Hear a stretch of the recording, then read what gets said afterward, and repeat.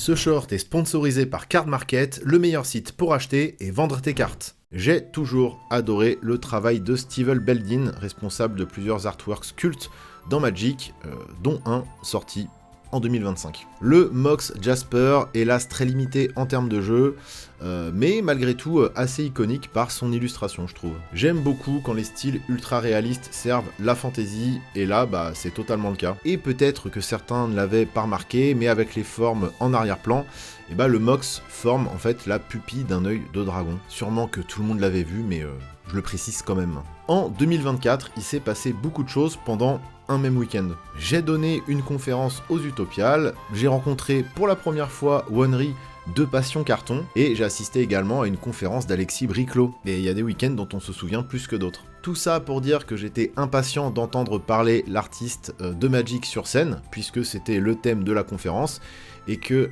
s'il ne revient aujourd'hui que très rarement derrière le pinceau pour Wizards, c'est toujours chouette de retrouver son travail sur une carte. Et ce Mimir's Ancient Wisdom double face, nouveau skin de perspicacité sans âge de Teferi pour le Secret Lairs God of War, est quand même vachement badass. Voilà, c'était ma petite histoire. Encore un Secret Lair, et oui, il y a beaucoup trop de Secret Lairs dans ce top, à croire que pour jouer avec des belles cartes, aujourd'hui, il faut dépenser beaucoup d'argent. Peut-être que je force.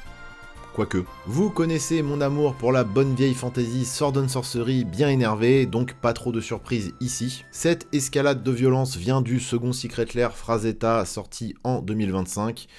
Ai-je besoin de présenter l'artiste? Non. Parmi les plus belles cartes sorties cette année, il y a les reprints Special Guest en Dragon Scale Foil de 5 fetch. Alors certains auront du mal avec ce type de foil, ce que je comprends tout à fait, mais rien que pour les visuels, c'est mon rêve le plus absolu de tous les avoir. Plus que la paix dans le monde, c'est pour dire... Non, quand même, je pense que je choisirais la paix dans le monde. Après, ils sont quand même magnifiques. Ils sont sortis avec Tarkir, donc leur particularité, c'est d'avoir des dragons sur leur Illus. Et pour le Golgari, il est un peu caché, donc je vous laisse le trouver.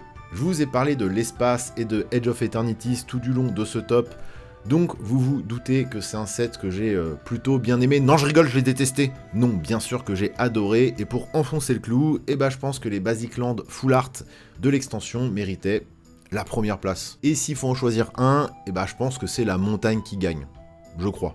En vrai, évidemment que je me pose la question sur la pertinence d'un classement, mais le but ici, c'est juste de proposer plein de belles images sorties en 2025, mais symboliquement, j'essaye de faire passer un message là. Plus de space fantasy, plus de space opéra, plus de SF, tout le monde a adoré, donc maintenant on attend. Et Star Trek, attention, ça compte pas.